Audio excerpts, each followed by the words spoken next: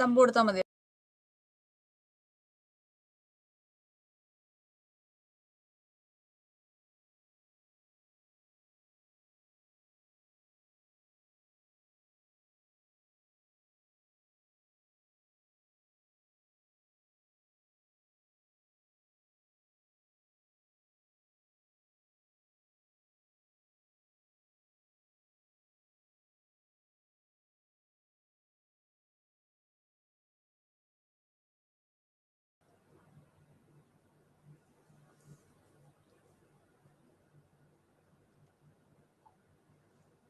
നമസ്കാരം, ഞാൻ Glarmina P, academic counsellor, IGNOU RC Cochin.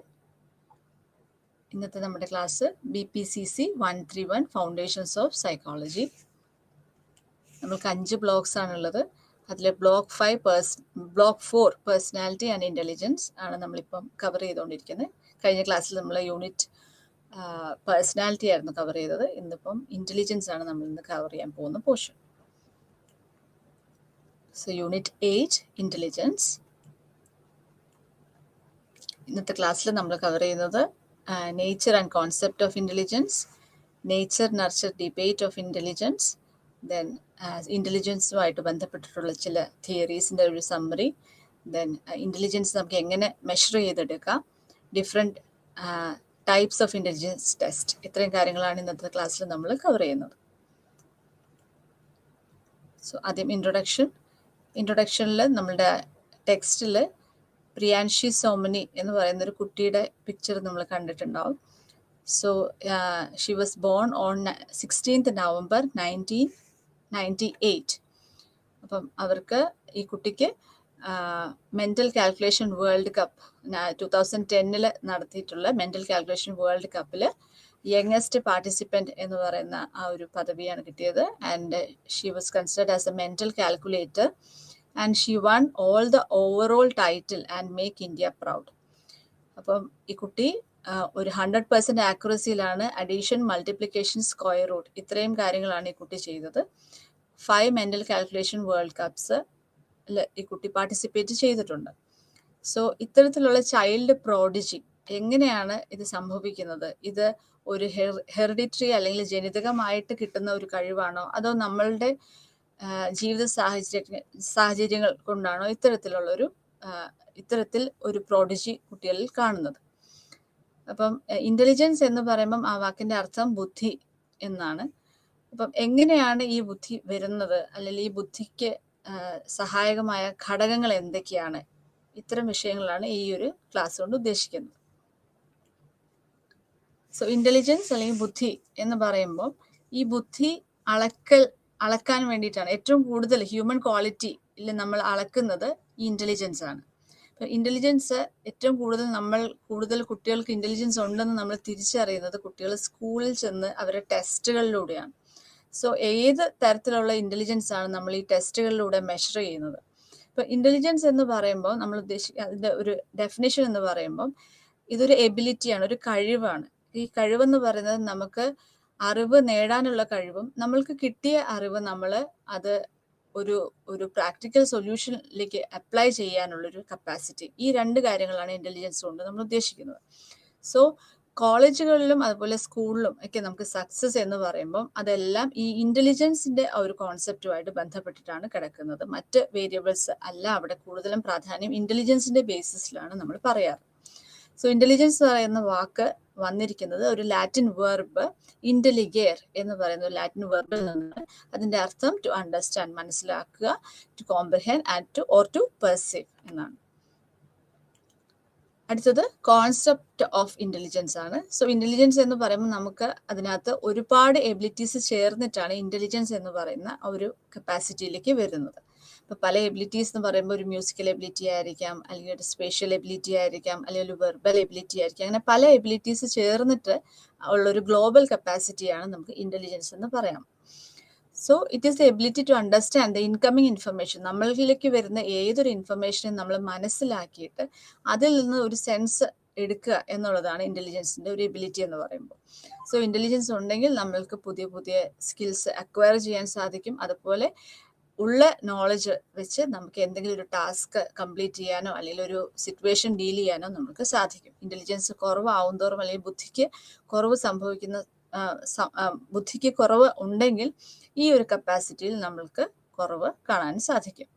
So intelligence includes a capacity to understand novel stimuli, അതായത് പുതിയ തരത്തിലുള്ള എന്തെങ്കിലും ഒരു ഇൻഫർമേഷൻ, ഞങ്ങൾ ഇതിന് മുന്നത്തെ ക്ലാസ്സിൽ പറഞ്ഞ പോലെ സെൻസറി ഇൻഫർമേഷൻ ആയിരിക്കാം, അല്ലെങ്കിൽ വെർബൽ ഇൻഫർമേഷൻ ആയിരിക്കാം, അല്ലെങ്കിൽ ഇപ്പോൾ ഓഡിറ്ററി ഇൻഫർമേഷൻ ആയിരിക്കും. അപ്പം നമ്മളിലേക്ക് വരുന്ന എന്ത് ഇൻഫർമേഷനെ മനസ്സിലാക്കാൻ സാധിക്കുക, അതുപോലെ പഠിക്കാനുള്ളൊരു കഴിവ്, അതുപോലെ ലാംഗ്വേജ് അല്ലെങ്കിൽ ഭാഷ കൈകാര്യം ചെയ്യാനുള്ള കഴിവ്, മറ്റുള്ളവരുമായിട്ട് കമ്മ്യൂണിക്കേറ്റ് ചെയ്യാനുള്ള ഒരു കഴിവ്, നമ്മളുടെ ചുറ്റുമുള്ള സാഹചര്യം എന്താണെന്നുള്ളൊരു തിരിച്ചറിവ്, ഇതെല്ലാം ചേർത്തിട്ടാണ് നമ്മൾ ഇന്റലിജൻസ് എന്ന് പറയുന്ന ഒരു ഗ്ലോബൽ കപ്പാസിറ്റിയെ മനസ്സിലാക്കേണ്ടത്.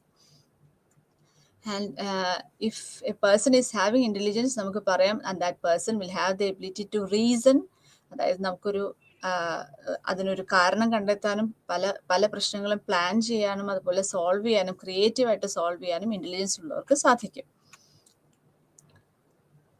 ഇന്റലിജൻസ് എന്ന് പറയുമ്പോൾ അപ്പം നമുക്ക് ചുരുക്കത്തിൽ നമുക്ക് പറയാം, ഇന്റലിജൻസ് എന്ന് പറയുമ്പോൾ ഒരു മെന്റൽ കേപ്പബിലിറ്റിയാണ്. ആൻഡ് ആ കേപ്പബിലിറ്റി കൊണ്ട് നമ്മൾക്ക് റീസൺ ചെയ്യാൻ സാധിക്കും, പ്ലാൻ ചെയ്യാൻ സാധിക്കും, പല പ്രശ്നങ്ങളും നമുക്ക് സോൾവ് ചെയ്യാൻ സാധിക്കും, അബ്സ്ട്രാക്റ്റ് ആയിട്ട് നമുക്ക് തിങ്ക് ചെയ്യാൻ സാധിക്കും. അബ്സ്ട്രാക്റ്റ് ആയിട്ട് തിങ്ക് ചെയ്യുക എന്ന് പറയുമ്പോൾ നമ്മൾക്ക് ഇമാജിൻ ചെയ്യാനുള്ള എബിലിറ്റി, ഒരു പ്രോബ്ലത്തിനെ നമ്മൾ അത് വിഷ്വലൈസ് ചെയ്ത് കാണാനുള്ളൊരു എബിലിറ്റി, ഇതെല്ലാം ഇന്റലിജൻസ് കൊണ്ടാണ് നമുക്ക് സാധിക്കുന്നത്. അതുപോലെ പല കോംപ്ലക്സ് ഐഡിയാസിനെ നമുക്ക് മനസ്സിലാക്കാനും പെട്ടെന്ന് തന്നെ പഠിക്കാനും, നമുക്കറിയാം കുട്ടികളിൽ തന്നെ വ്യത്യാസം, ഇന്റലിജൻസിന്റെ വ്യത്യാസം കൊണ്ട് അവരുടെ പഠനത്തിലുള്ള വ്യത്യാസം നമുക്ക് തിരിച്ചറിയാൻ പറ്റും. ചില കുട്ടികൾക്ക് പെട്ടെന്ന് തന്നെ വായിച്ചാൽ പെട്ടെന്ന് തന്നെ മനസ്സിലാവും, ചില കുട്ടികൾ ഒത്തിരി നേരം എടുത്തിട്ടാണ് പഠിക്കുക. അപ്പൊ ഇതെല്ലാം ആ ഒരു ഇന്റലിജൻസിന്റെ ഡിഫറൻസ് കൊണ്ടാണ് സംഭവിക്കുന്നതെന്നാണ് പറയുന്നത്. അതുപോലെ ഇന്റലിജൻസ് ഉള്ള ആളുകൾ അവരുടെ അല്ലെങ്കിൽ അവർക്ക് വരുന്നതും മറ്റുള്ളവർക്ക് വരുന്നതുമായിട്ടുള്ള അനുഭവത്തിൽ നിന്ന് പഠിക്കുന്ന ഒരു രീതി നമുക്ക് കാണാൻ സാധിക്കും. സോ ഇന്റലിജൻസ് എന്ന് പറയുമ്പോൾ ഇതൊരു ബുക്ക് ലേണിംഗ് എന്നും അത്ര നമുക്ക് കൺസിഡർ ചെയ്യാൻ പറ്റില്ല, ഇതൊരു അക്കാഡമിക് സ്കില്ലെന്ന് മാത്രം നമുക്ക് കൺസിഡർ ചെയ്യാൻ പറ്റില്ല. മറിച്ച് ഇത് നമ്മൾക്ക് കിട്ടുന്ന നോളജിനെ ഏത് രീതിയിൽ നമ്മൾ അപ്ലൈ ചെയ്യുന്നു, ഒരു അനാലിറ്റിക്കലായിട്ടും അതുപോലെ പ്രാക്ടിക്കലായിട്ടും നമ്മൾ എങ്ങനെ ഒരു പ്രശ്നത്തിനെ കാണുന്നു, മനസ്സിലാക്കുന്നു, സോൾവ് ചെയ്യുന്നു, ഇതെല്ലാം ചേർത്തിട്ടാണ് ഇന്റലിജൻസിനെ നമുക്ക് പറയാൻ സാധിക്കുക. ഇൻ സിമ്പിൾ വേർഡ്സ്, ഇന്റലിജൻസ് എന്ന് പറയുമ്പോൾ thinking skills and the ability to adapt, ഓരോ സിറ്റുവേഷൻ വരുമ്പോൾ ആ സിറ്റുവേഷനോട് ചേർന്ന് നിൽക്കാൻ സാധിക്കുക, അതുമായിട്ട് പൊരുത്തപ്പെടാൻ സാധിക്കുക, അതുമായിട്ട് ഇഴുകിച്ചേരാൻ സാധിക്കുക, ഇതെല്ലാം ഇന്റലിജൻസ് ഉള്ളവർക്കാണ് ഈ ഒരു കപ്പാസിറ്റി നമ്മൾ കൂടുതലായിട്ടും കാണുന്നത്. ഇന്റലിജൻസുമായിട്ട് ബന്ധപ്പെട്ടിട്ടുള്ള ചില ഡെഫിനിഷൻസ് ആണ് ഇനി പറയുന്നത്. ആൽഫ്രഡ് ബിനെറ്റിന്റെ ഡെഫിനിഷൻ പ്രകാരം ability for judgement or common sense, ഇതിനെയാണ് ഇന്റലിജൻസ് എന്ന് പറയുന്നത്, Alfred ബിനെ.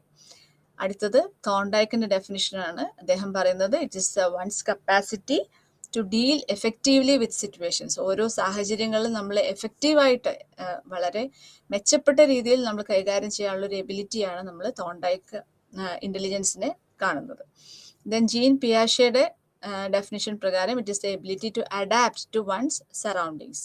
Cyril Burt, intelligence is the capacity of flexible adjustment.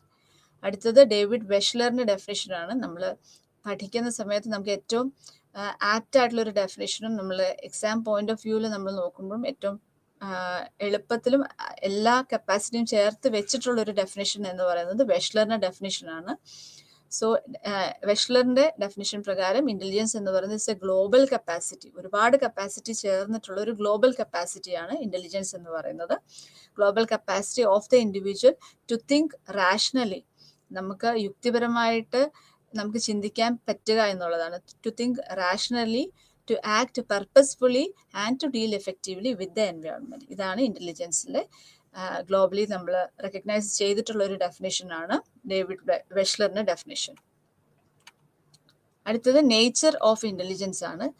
ഇപ്പൊ നമ്മൾ ഇതിനു മുന്നേ പറഞ്ഞ കാര്യങ്ങൾ തന്നെ സമ്മറൈസ് ചെയ്തിട്ടാണ് പറയുന്നത്. അപ്പൊ ability for adjustment to the environment, ഒരു പെർട്ടിക്കുലർ സാഹചര്യം വരുമ്പോൾ ഒരു പുതിയൊരു സാഹചര്യവുമായിട്ട് പൊരുത്തപ്പെട്ടു പോവുക, അല്ലെങ്കിൽ അഡ്ജസ്റ്റ് ചെയ്യുക, അല്ലെങ്കിൽ അതുമായിട്ട് ഇഴുകിച്ചേർന്ന് പോകാൻ പറ്റുക എന്നുള്ളത് ഇന്റലിജൻസിന്റെ ഒരു എബിലിറ്റി, ഇന്റലിജൻസ് ഉള്ളവരിലാണ് നമ്മളത് കൂടുതൽ കാണുക. So ability for adjustment to environment, ability to perceive relationship between various objects. ഇപ്പൊ ഫ്രോഗും ടോഡും തമ്മിലുള്ള റിലേഷൻഷിപ്പ് എന്താണ്, അത് തമ്മിൽ എന്താണ് വ്യത്യാസം, ഇങ്ങനെയുള്ള റിലേഷൻഷിപ്സ് മനസ്സിലാക്കാൻ പറ്റുക. ഫോർ എക്സാമ്പിൾ നമ്മൾ പറയും. അതുപോലെ എബിലിറ്റി ടു സോൾവ് പ്രോബ്ലംസ്, ഇപ്പോൾ മാത്തമാറ്റിക്കൽ പ്രോബ്ലംസ് ആയിക്കോട്ടെ അല്ലെങ്കിൽ ലൈഫിൽ വരുന്ന പ്രോബ്ലംസ് ആയിക്കോട്ടെ, അത് എങ്ങനെ നമുക്ക് സോൾവ് ചെയ്യാൻ പറ്റുക, എങ്ങനെ ഒറ്റയ്ക്ക് അല്ലെങ്കിൽ മറ്റുള്ളവരെ ആശ്രയിക്കാതെ ചിന്തിക്കാൻ സാധിക്കുക, ability to think independently, ability to learn maximum in minimum period of time, ability to benefit from one's own experience and the experience of others. ഇതെല്ലാം ഇന്റലിജൻസിന്റെ നേച്ചർ ആയിട്ടാണ് നമ്മൾ പറയുന്നത്, ഇന്റലിജൻസിന്റെ സ്വഭാവമായിട്ടാണ് നമ്മൾ കണക്കാക്കുന്നത്. So ability for adjustment, ability to perceive relationship, ability to solve problems, ability to think independently, ability to learn maximum in minimum period of time, ability to benefit from one's own experience and the experience of others. എല്ലാം നമ്മൾ തന്നെ കൊണ്ടു പഠിക്കണമെന്നില്ല, മറ്റുള്ളവരെ കണ്ടും നമുക്ക് പഠിക്കാൻ സാധിക്കും. ഇതും ഇന്റലിജൻസ് ഉള്ളവരിൽ പ്രത്യേകിച്ച് നമുക്കത് വേർതിരിച്ച് അറിയാനും സാധിക്കും. സോ ദെയർഫോർ ഇന്റലിജൻസ് ഇതൊരു ഇൻബോൺ എബിലിറ്റി ആണ് of an individual. The distribution of intelligence is not equal among all human beings. എല്ലാവരിലും ഇന്റലിജൻസ് ഒരേപോലെയല്ല. Individual differences exist in the capacity or ability of intelligence. There is wide individual difference that exists among the individuals with regard to intelligence. Intelligence എല്ലാ മനുഷ്യരിലും ഒരേപോലെയല്ല, ഓരോരുത്തരിലും ഓരോ തരത്തിൽ ഓരോ ലെവലിലുമായിരിക്കും അവരുടെ intelligence നിൽക്കുക. ചിലർക്ക് മ്യൂസിക്കലായിരിക്കും ഇന്റലിജൻസ്, ചിലരിൽ നോക്കുമ്പോൾ വെർബൽ ഇന്റലിജൻസ് ആയിരിക്കും, ചിലർക്ക് ലോജിക്കൽ മാത്തമാറ്റിക്കൽ ഇന്റലിജൻസ് ആയിരിക്കും. അങ്ങനെ പല രീതിയിൽ നമുക്ക് ഇന്റലിജൻസ് കാണാനും സാധിക്കും. ദെൻ അടുത്തത് nature versus nurture debate in intelligence. എപ്പോഴും നിലനിർത്തുന്ന ഒരു ഡിബേറ്റ് ആണ് nature versus nurture debate. Nature എന്നത് ഉദ്ദേശിക്കുന്നത് ജനിതകമായിട്ടുള്ള ഫാക്ടേഴ്സ്, ഇന്റലിജൻസ് ആയിട്ട് ബന്ധപ്പെട്ടിട്ടുള്ള ജനിതകമായ ഫാക്ടേഴ്സ്, അതിൻ്റെ ഒരു പ്രൊമോഷൻ അല്ലെ അതിൻ്റെ ഒരു പ്രീഡോമിനൻസ് ആണ് നേച്ചർ കൊണ്ട് ഉദ്ദേശിക്കുന്നത്. So it refers to the genetic factors that we have inherited from our parents such as height or skin colour. ഇപ്പോൾ ഹൈറ്റും സ്കിൻ കളറൊക്കെയാണ് ഏറ്റവും കൂടുതൽ നേച്ചറുമായിട്ട് അല്ലെങ്കിൽ ജനിതകമായിട്ട് ജനറ്റിക് ഫാക്ടേഴ്സിൽ നമ്മൾ പെടുത്താറ്. അപ്പോൾ അത്തരത്തിലുള്ള ഒരു ഇന്റലിജൻസും അത്തരത്തിലുള്ള ഒരു ജനറ്റിക് ഫാക്ടേഴ്സ് ആണ് കൂടുതലും എന്നാണ് ഒരു ഭാഗം വാദത്തിൽ പറയുന്നത്. അടുത്തത് നർച്ചറാണ്. നർച്ചറിൽ പറയുന്നത് എൻവയോൺമെന്റൽ ഫാക്ടേഴ്സ് ലൈക്ക് കുട്ടി എങ്ങനെ വളർന്നു വരുന്നു, അവരുടെ ഫാമിലി, അവരുടെ സാമ്പത്തിക ചുറ്റുപാട് എങ്ങനെയാണ്, അവർക്ക് കിട്ടുന്ന സോഷ്യൽ സപ്പോർട്ട് എങ്ങനെയാണ്, അവർ ജീവിക്കുന്ന കൾച്ചർ എങ്ങനെയാണ്, ഇതിനനുസരിച്ച് ഇന്റലിജൻസിൽ വ്യത്യാസം ഉണ്ടാവും എന്നുള്ളതാണ് നർച്ചറിന്റെ കോൺസെപ്റ്റിൽ വരുന്നത്. ഇപ്പം ഞാൻ നേരത്തെ പറഞ്ഞ കുട്ടിയുടെ കാര്യം പറഞ്ഞപ്പോഴും ഈ കുട്ടിക്ക് ജനറ്റിക് ആയിട്ടുള്ള ഫാക്ടേഴ്സ് ആണോ അതോ എൻവയോൺമെന്റൽ ഫാക്ടേഴ്സ് ആണ്, ഏതാണ് ഈ കുട്ടിയുടെ ഈ ഒരു ഇന്റലിജൻസിന് കോൺട്രിബ്യൂട്ട് ചെയ്തതെന്ന് നമ്മൾ ചിന്തിക്കുക. സോ അപ്പോൾ ജനറ്റിക് ഫാക്ടേഴ്സ് എന്ന് പറയുമ്പോൾ പേരൻസിൽ നിന്ന് ഇൻഹെറിറ്റ് ചെയ്യുന്ന ഫാക്ടേഴ്സ് ആണ് ജനറ്റിക് ഫാക്ടേഴ്സ് എന്ന് പറയുമ്പോൾ. ഇപ്പം ഈ കുട്ടിയെ സംബന്ധിച്ചിടത്തോളം പേരൻസ് ഇന്റലിജന്റ് ആയിരുന്നു, അതോടൊപ്പം ഈ കുട്ടിക്ക് എൻവയോൺമെന്റൽ ആയിട്ടുള്ള ഫാക്ടേഴ്സ് ലൈക്ക് ഈ കുട്ടി 6 വയസ്സിൽ തന്നെ ഈ കുട്ടിയുടെ മെന്റൽ മാത്തമാറ്റിക്സ് അല്ലെങ്കിൽ ആ ഒരു എബിലിറ്റി കണ്ടിട്ട് മെന്റൽ മാത്തമാറ്റിക്സ് ട്രെയിനിങ് കൊടുത്തിരുന്നു ഇവരുടെ പേരൻസ്. അപ്പോൾ ആ ഒരു പേരൻസിന്റെ കയ്യിൽ നിന്നുള്ള ആ ഒരു എൻവയോൺമെന്റൽ സ്റ്റിമുലേഷൻ കൂടി വന്നതുകൊണ്ടായിരിക്കും ഈ കുട്ടിക്ക് ഈ രീതിയിലുള്ളൊരു മെച്ചം അവരുടെ ആ ഒരു മാത്തമാറ്റിക്കൽ കാൽക്കുലേറ്റർ എന്ന് പറയുന്ന ലെവലിലേക്ക് ഈ കുട്ടി ഉയരാനുള്ള സാഹചര്യം. സോ അപ്പോൾ അവിടെ ജനറ്റിക് ഫാക്ടേഴ്സും എൻവയോൺമെന്റൽ ഫാക്ടേഴ്സും രണ്ടും ഈ കുട്ടിയുടെ ഇന്റലിജൻസിനെ കോൺട്രിബ്യൂട്ട് ചെയ്തെന്ന് വേണം നമ്മൾ മനസ്സിലാക്കാൻ. ഇത് രണ്ട് തരം, ഇപ്പം നമ്മൾ നേച്ചർ എന്ന് പറയുന്ന ഇതിനോട് കോൺട്രിബ്യൂട്ട് ചെയ്യുന്ന അല്ലെങ്കിൽ ആ ഒരു തരത്തിൽ people who believe that our intelligence is purely controlled by our hereditary factors, നമ്മൾ ജനിതകമായ ഫാക്ടേഴ്സ് ആണ് ഇന്റലിജൻസിനെ കൺട്രോൾ ചെയ്യുന്നത് എന്ന് വാദിക്കുന്ന ആളുകളെ നമ്മൾ നേറ്റിവിസ്റ്റ് എന്നാണ് പറയുക. Those who support this view regard differences in human behaviours as A result of different genetic makeup. അടുത്ത അതർ എൻഡ് ഡിബേറ്റിന്റെ അടുത്ത അതർ എൻഡിൽ നമ്മൾ പറയുമ്പോൾ നർച്ചറിങ്ങിനാണ് അവിടെ കൂടുതൽ പ്രസക്തി വരുന്നത്. അത്തരത്തിലുള്ള വിശ്വാസം കൊണ്ടു നടക്കുന്നവരെ നമ്മൾ എൻവയോൺമെന്റലിസ്റ്റ് അല്ലെങ്കിൽ എംപിറിസിസ്റ്റ് എന്നാണ് പറയുക. അവര് എക്സ്പീരിയൻസിൽ നിന്നാണ് ഇന്റലിജൻസ് ഡെവലപ്പ് ചെയ്യുന്നത്. പാസ്റ്റ് എക്സ്പീരിയൻസിൽ നിന്നും അവർ പഠിക്കുന്ന ലേണിംഗ് അല്ലെങ്കിൽ ആ ഒരു പ്രോസസ്സിൽ നിന്നുമാണ് അവർ ഇന്റലിജൻസ് ഡെവലപ്പ് ചെയ്യുന്നത് എന്നൊരു കോൺസെപ്റ്റാണ്. ഇതുമായിട്ട് ബന്ധപ്പെട്ട് നമ്മൾ പറയുന്നത് ജോൺ ലോക്കയുടെ ഒരു കോൺസെപ്റ്റാണ്. ജോൺ ലോക്ക് പറയുന്നത് മൈൻഡ് എന്ന് പറയുന്ന ഒരു ടാബ്ലർ റാസ, അതായത് ഒരു ക്ലീൻ സ്ലേറ്റ് പോലെയാണ് മനസ്സെന്നാണ് പറയുന്നത്. അതിൽ നമ്മൾ എന്ത് എഴുതി കുറിക്കുന്നോ അതിനനുസരിച്ചിട്ടാണ് ഡെവലപ്മെന്റ് വരുന്നത് ഓരോ വ്യക്തികളിലും എന്നുള്ളതാണ് ജോൺ ലോക്കിന്റെ കോൺസെപ്റ്റിൽ വരുന്നത്. So nativist and environmentalist or empiricist. So നേച്ചറിന്റെ നേച്ചറും നർച്ചറിൻ്റെ ഡിബേറ്റിൽ വരുമ്പം ഇപ്പം നമ്മളിപ്പോൾ ഹൈറ്റ് ഞാൻ നേരത്തെ പറഞ്ഞു ഒരു നേച്ചറിൻ്റെ ഒരു കൺസെപ്റ്റാണ് പറയുന്നത്, ഹൈറ്റും സ്കിൻ കളറും.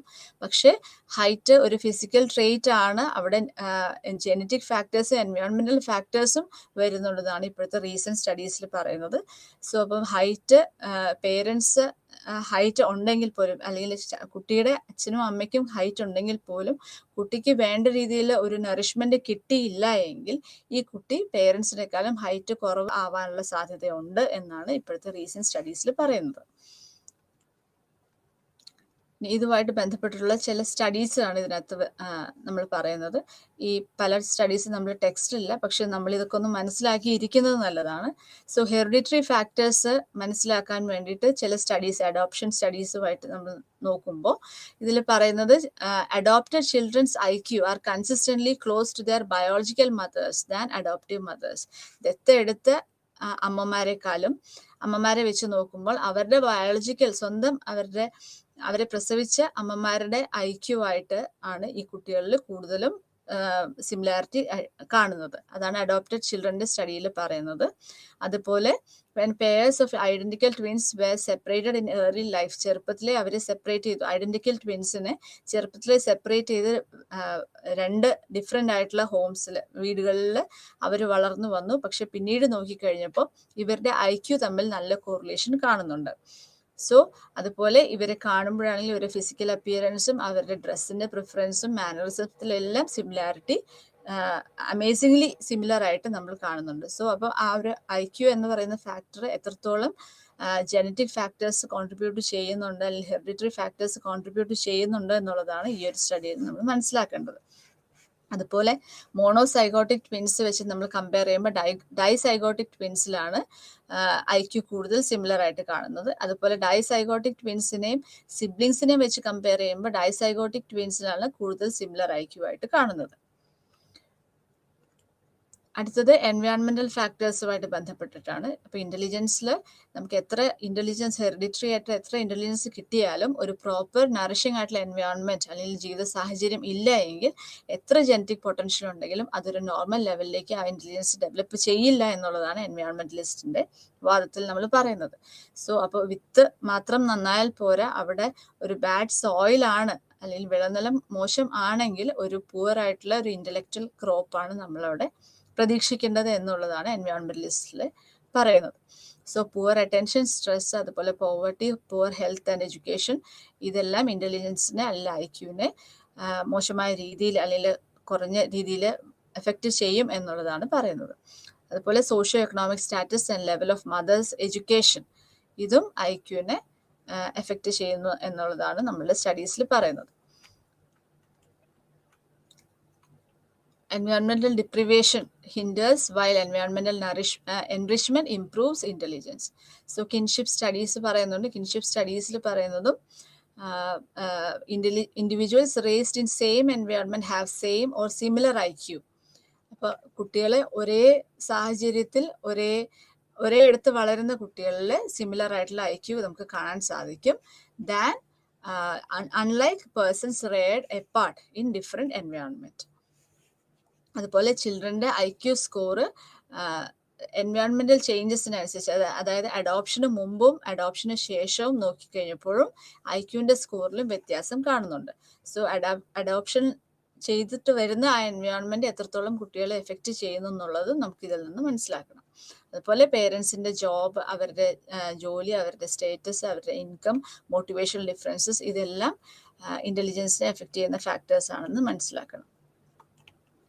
അടുത്തത് തിയറീസ് ഓഫ് ഇന്റലിജൻസ് ആണ്. അപ്പം നമ്മൾ ഇപ്പം നമ്മൾ കവർ ചെയ്തത് concept of intelligence, nature of intelligence, definition of intelligence, then nature and nurture debate, അതിൽ ഹെറിഡിറ്ററി ഫാക്ടേഴ്സ്, എൻവയോൺമെന്റൽ ഫാക്ടേഴ്സും എത്രത്തോളം ഇന്റലിജൻസിനെ എഫക്റ്റ് ചെയ്യുന്നു, ബുദ്ധിയെ എഫക്റ്റ് ചെയ്യുന്നു എന്നുള്ളതാണ് നമ്മൾ മനസ്സിലാക്കിയത്. അടുത്തത് ഇന്റലിജൻസുമായിട്ട് ബന്ധപ്പെട്ടിട്ടുള്ള ചില സിദ്ധാന്തങ്ങളാണ് നമ്മളിനി നോക്കുന്നത്. So theories of intelligence, there are several theories that describe and explain intelligence with different perspectives. ഇതിൽ ഇമ്പോർട്ടൻ്റ് ആയിട്ട് നമ്മൾ ടെക്സ്റ്റിൽ വന്നിരിക്കുന്ന തിയറീസ് ആണ് Spearman's 2-factor theory, Thurston's theory of intelligence, Sternberg theory of intelligence, Gardner's theory of intelligence, Cater's theory, pass theory, theory of technological intelligence and theory of integral intelligence. ഇത്രയും theories ആണ്. So ആദ്യത്തെ തിയറിയിലേക്ക് പോവാം. ആദ്യത്തെ തിയറിയിൽ പറയുന്നത് Spearman's theory of intelligence ആണ്. Spearman propose ചെയ്തിട്ടുള്ള ഈ ഇന്റലിജൻസ് തിയറിയിൽ പറയുന്നത് എല്ലാ കോഗ്നിറ്റീവ് ആക്ടിവിറ്റിയും, അതായത് നമ്മളിൽ വരുന്ന എല്ലാ ഹയർ മെന്റൽ പ്രോസസ്സസിലും 2 ഫാക്ടേഴ്സ് ആണ് ഇൻവോൾവ് ചെയ്തിരിക്കുന്നതെന്നാണ് പറയുന്നത്. അത് ഒന്ന് ജി ഫാക്ടർ അല്ലെങ്കിൽ general factor, 2 specific or S factor. So intelligence എന്ന് പറയുന്നത് ജി ഫാക്ടറും എസ് ഫാക്ടറിന്റെയും ഒരു സം ആയിട്ടാണ്, അല്ലെങ്കിൽ അതിന്റെ ഒരു ചേർന്ന് വന്നിരിക്കുന്ന ഒരു ടോട്ടൽ ആയിട്ടാണ് നമ്മൾ ഇന്റലിജൻസിനെ മനസ്സിലാക്കേണ്ടത്. സോ ഇതിനൊരു എക്സാമ്പിൾ നമ്മൾ പറയുവാണെങ്കിൽ ഇപ്പൊ ജി ഫാക്ടർ എന്ന് പറയുമ്പോൾ ജനറൽ ഫാക്ടർ അല്ലെങ്കിൽ ജനറൽ എബിലിറ്റി. ഫോർ എക്സാമ്പിൾ നടക്കാനുള്ള കഴിവ് അല്ലെങ്കിൽ ഓടാനുള്ള കഴിവ്, ഇതാണ് നമ്മളുടെ ജി ഫാക്ടർ എന്ന് മനസ്സിലാക്കുക എക്സാമ്പിൾ ആയിട്ട്. സോ പക്ഷെ എസ് ഫാക്ടർ എന്ന് പറയുമ്പോൾ അതൊരു സ്പെസിഫിക് എബിലിറ്റിയാണ്. ഫോർ എക്സാമ്പിൾ ഡാൻസിങ്, സിംഗിങ് അല്ലെങ്കിൽ ഒരു റേസിങ് എന്നൊക്കെ പറയുമ്പോൾ. സോ അപ്പോൾ അവിടെ നടക്കാൻ നമ്മൾ അറിഞ്ഞിരിക്കണം, ഓടാൻ അറിഞ്ഞിരിക്കണം. ഇത് നമ്മൾ മിനിമം ആയിട്ട് നമ്മൾ അറിയുന്നത്, അതാണ് ജനറൽ എബിലിറ്റി എന്ന് പറയുന്നത്. ആ ജനറൽ എബിലിറ്റിനെ നമ്മൾ സ്പെസിഫിക് എബിലിറ്റി ആക്കുന്നത് നമ്മളുടെ ഇൻട്രസ്റ്റ് അനുസരിച്ച് നമ്മൾ അതിൽ കൂടുതൽ വർക്ക് ചെയ്ത് നമ്മളുടെ എൻവയോൺമെന്റൽ ഫാക്ടേഴ്സ് കൂടി ഇൻഫ്ലുവൻസ് ചെയ്ത് നമ്മൾ അവിടെ ട്രെയിനിങ് എടുത്തതിന് ശേഷം കിട്ടുന്ന ഒരു എബിലിറ്റിയാണ് നമ്മൾ സ്പെസിഫിക് എബിലിറ്റി എന്ന് പറയുന്നത്. So general factor or general ability and specific factor or specific ability, ഇങ്ങനെ ഈ തരത്തിലുള്ള 2 ഫാക്ടേഴ്സ് അല്ലെങ്കിൽ 2 ഇന്റലിജൻസ് കൂടുന്നതാണ് ജനറൽ അല്ലെങ്കിൽ ഒരു ഓവറോൾ ഇന്റലിജൻസ് എന്ന് നമ്മൾ മനസ്സിലാക്കുക. So G factor theory or general factor theory states that intelligence is composed of a general intelligence. The G factor refers to broad spectrum of mental faculties that influence the performance on a wide variety of cognitive abilities. We born with the G factor and we learn S factor or specific ability according to our interest. അതാണ് സ്പിയർമാൻ്റെ 2 factor തിയറിയിൽ പറയുന്നത്. അടുത്തത് തേഴ്സ്റ്റൺസ് theory of intelligence ആണ്. Thurstone theory of ഇന്റലിജൻസിൽ പറയുന്നത് ഇന്റലിജൻസിൽ 7 clusters ആണുള്ളത്. അതായത് primary mental abilities, നമ്മളിൽ എല്ലാവരിലും ഈ പറഞ്ഞ പ്രൈമറി മെന്റൽ എബിലിറ്റീസ് ഉണ്ട്. അതിൻ്റെ വേരിയേഷൻസ് ഓരോരുത്തരിലും വന്നുകൊണ്ടിരിക്കും. ഫോർ എക്സാമ്പിൾ നമുക്ക് 7 എബിലിറ്റി എന്ന് പറയുമ്പം അതിനകത്ത് ആദ്യത്തെ എബിലിറ്റി വേർഡ് ഫ്ലുവൻസി ആണ്. So ability to think or use word rapidly, ഇതാണ് വേർഡ് ഫ്ലുവൻസി എന്ന് പറയുന്ന എബിലിറ്റി. ഇത് ഓരോ മനുഷ്യരിലും വ്യത്യാസം ഉണ്ടാവും. അപ്പം ആ എബിലിറ്റി കൂടുതലുള്ളവരും വളരെയധികം വാക്സാമർഥ്യമുള്ളവരും വാക്കുകൾ കൃത്യമായിട്ട് ഏതൊരു സാഹചര്യത്തിൽ ഉപയോഗിക്കാൻ പറ്റുന്നവരും എല്ലാം ആയിരിക്കും. സോ അതാണ് വേർഡ് ഫ്ലുവൻസി കൊണ്ട് ഉദ്ദേശിക്കുന്നത്. So word fluency. അടുത്തത് വെർബൽ കോംപ്രിഹെൻഷൻ. ഇത് ability to understand the meaning of the word. വാക്കുകൾ അല്ലെങ്കിൽ വാക്കുകൾ ഉപയോഗിക്കുമ്പോൾ അതിൻ്റെ അർത്ഥങ്ങൾ മനസ്സിലാക്കുക, ദ്വയാർത്ഥങ്ങൾ മനസ്സിലാക്കുക, കോൺസെപ്റ്റ്സും ഐഡിയാസും ഒക്കെ കറക്റ്റായിട്ട് മനസ്സിലാക്കാൻ പറ്റുന്ന ഒരു കപ്പാസിറ്റിയാണ് വെർബൽ കോംപ്രിഹെൻഷൻ എന്ന് പറയുന്നത്.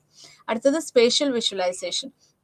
Ability to manipulate patterns. ഇപ്പം ഒരു പ്ലാൻ കണ്ടിട്ടുണ്ടെങ്കിൽ ആ വീട് എങ്ങനെയായിരിക്കും, അത് പണി കഴിയുമ്പോൾ ഈ വീട് എങ്ങനെയായിരിക്കും എന്ന് പറയുന്ന ആ ഒരു എബിലിറ്റിയാണ് നമ്മൾ സ്പേഷ്യൽ വിഷ്വലൈസേഷൻ കൊണ്ട് ഉദ്ദേശിക്കുന്നത്. So word fluency, verbal comprehension, spatial visualisation. Then perception speed, അതായത് ഏത് ഒരു സ്റ്റിമുലസ് തന്നിട്ടുണ്ടെങ്കിലും അതിൻ്റെ ക്വിക്കായിട്ട് അതിൻ്റെ എല്ലാ ഡീറ്റെയിൽസിലേക്കും പോകാൻ പറ്റുന്ന ഒരു കപ്പാസിറ്റിയാണ് പെർസെപ്ഷൻ സ്പീഡ് എന്ന് ഉദ്ദേശിക്കുന്നത്. അടുത്തത് numerical ability, one's ability to solve numerical problems.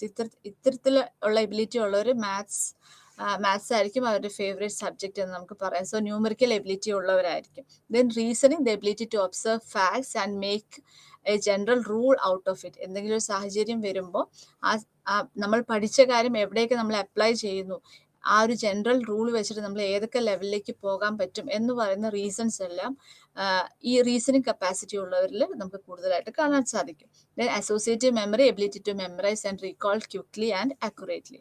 കൂടുതൽ മെമ്മറി കപ്പാസിറ്റി വരുന്ന സ്കില്ലിനെയാണ് നമ്മൾ അസോസിയേറ്റീവ് സ്കിൽ മെമ്മറി എന്ന് പറയാം. സോ ഇത്തരത്തിൽ ഈ 7 സ്കില്ലും എല്ലാ മനുഷ്യരിലും ഉണ്ടാവും, പക്ഷെ അതിൽ ചില ഏറ്റക്കുറച്ചിലുകൾ ഉണ്ടാവും എന്നുള്ളതാണ് തേഴ്സ്റ്റന്റെ തിയറി ഓഫ് ഇന്റലിജൻസിൽ പറയുന്നത്. അടുത്തത് സ്റ്റേൺബർഗ്സ് തിയറി ഓഫ് ഇന്റലിജൻസ് ആണ്. സ്റ്റേൺബർഗ്സ് തിയറി ഓഫ് ഇന്റലിജൻസിന് നമ്മൾ വേറൊരു പേരോട് പറയും triarchic theory of intelligence. So ഇത് പ്രപ്പോസ് ചെയ്ത റോബർട്ട് സ്റ്റേൺബർഗ് ആണ്. സോ അദ്ദേഹത്തിന്റെ തിയറിയിൽ പറയുന്നത് 3 തരത്തിൽ നമ്മളിൽ ഇന്റലിജൻസ് ഉണ്ടെന്നാണ് പറയുന്നത്. അപ്പോൾ ഈ 3 തരത്തിലുള്ള ഇന്റലിജൻസ് ഏതൊക്കെയാന്ന് നോക്കുക. ഒന്ന് contextual intelligence or practical intelligence. So ഈ ഇത്തരത്തിലുള്ള ഇന്റലിജൻസ് ആണ് നമ്മൾ ക്ലാസ്സിൽ പഠിക്കുന്നു. ആ പഠിച്ച കാര്യങ്ങൾ ഇപ്പം നമ്മൾ തിയറീസ് പഠിക്കുന്നു.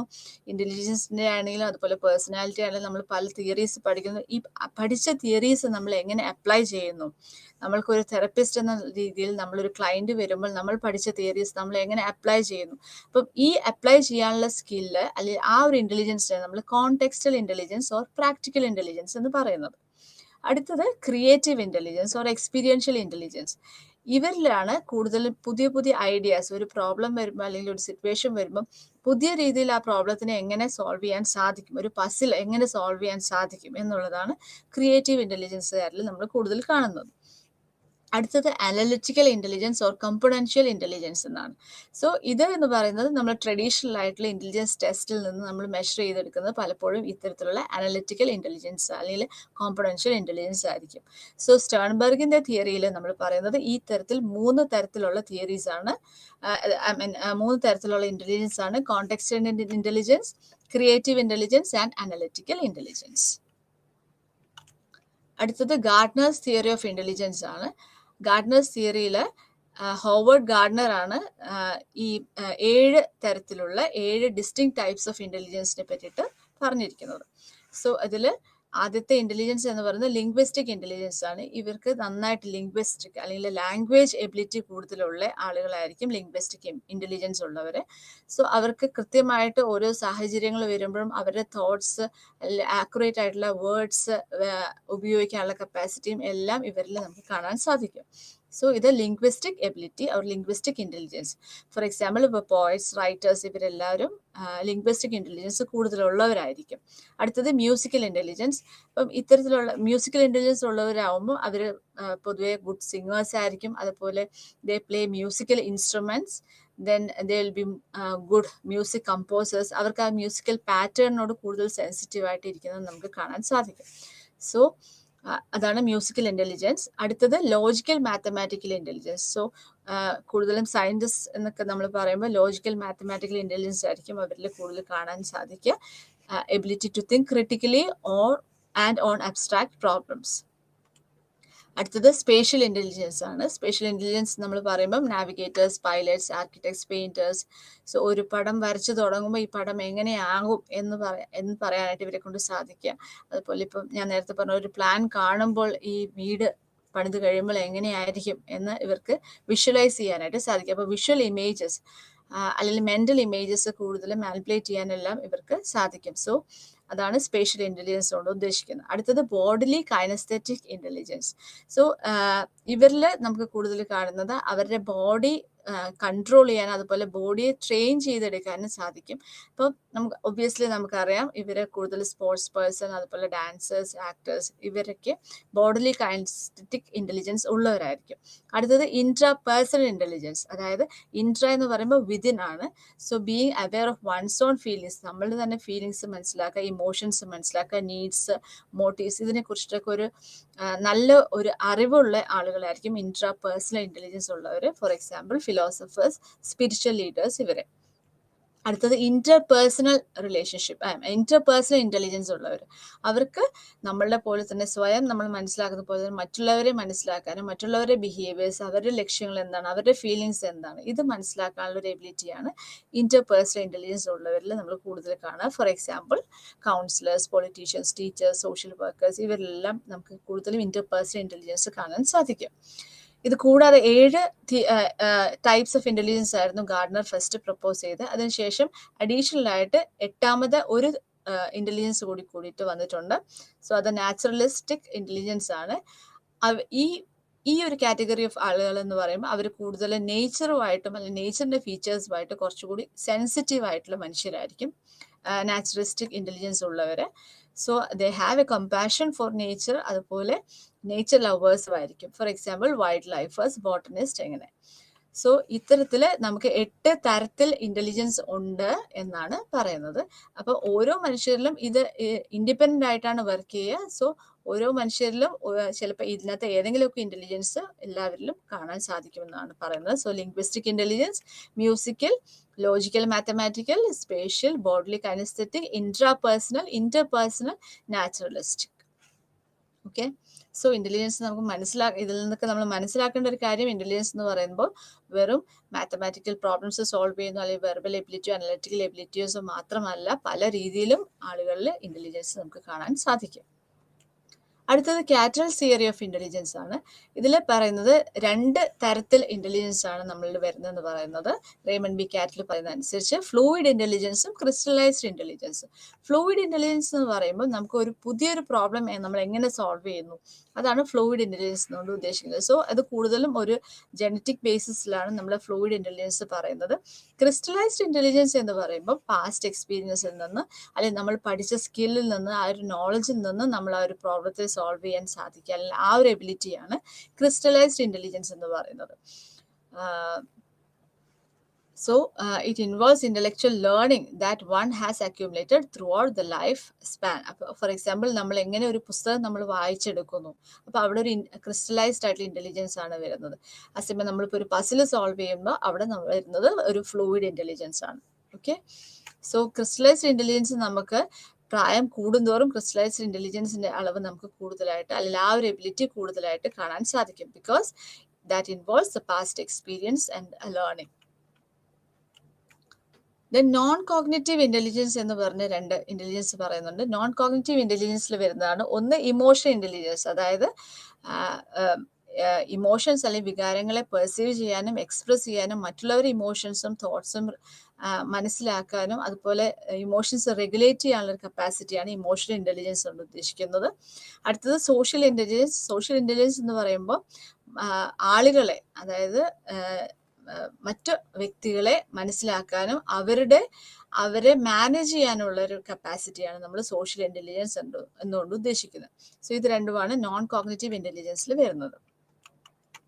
അടുത്തത് പാസ് തിയറിയാണ്. പാസ് തിയറിയിൽ Das and his colleagues, Das, Naglieri and Kirby ഇവർ പ്രപ്പോസ് ചെയ്തിട്ടുള്ള ഒരു തിയറിയാണ് പറയുന്നത്. So planning, attention, simultaneous and successive theory, ഇങ്ങനെയാണ് ഈ തിയറിയുടെ ഫുൾ ഫോം വരുന്നത്, പാസ് തിയറി. സോ ഈ പാസ് തിയറിയിൽ കാര്യം പ്ലാനിങ് പി ആണ് സ്റ്റാർട്ട് ചെയ്യുന്നതെങ്കിലും ഇത് തുടങ്ങുന്നത് അറ്റൻഷനിൽ നിന്നാണ്. അറ്റൻഷൻ ഓർ അറൗസൽ, ഒരു പ്രോബ്ലം വരുന്നു അല്ലെങ്കിൽ ഒരു സിറ്റുവേഷൻ ഉണ്ട് എന്ന് നമ്മൾ മനസ്സിലാക്കുമ്പോൾ നമ്മൾ അറ്റൻഡ് ചെയ്ത് നമ്മളൊരു ഒപ്റ്റിമൽ ലെവൽ ഓഫ് എറോസലിലേക്ക് നമ്മൾ എത്തുമ്പോഴാണ് നമുക്ക് ആ പ്രോബ്ലം മനസ്സിലാക്കാനുള്ള ഒരു കപ്പാസിറ്റി നമ്മൾ എത്തുന്നതാണ് ഫസ്റ്റ് സ്റ്റേജ്. ഫോർ എക്സാമ്പിൾ, ഇപ്പോൾ ഒരു ടീച്ചർ പറയാണ് ഇനി അടുത്തവറിൽ ഞാനൊരു സ്റ്റെപ്സ് നമ്മൾ പഠിക്കുന്ന പോലെ അങ്ങനെ സക്സസീവ് ആയിട്ട് ആ ഒരു പ്രോസസ്സിങ് നടക്കുന്നു.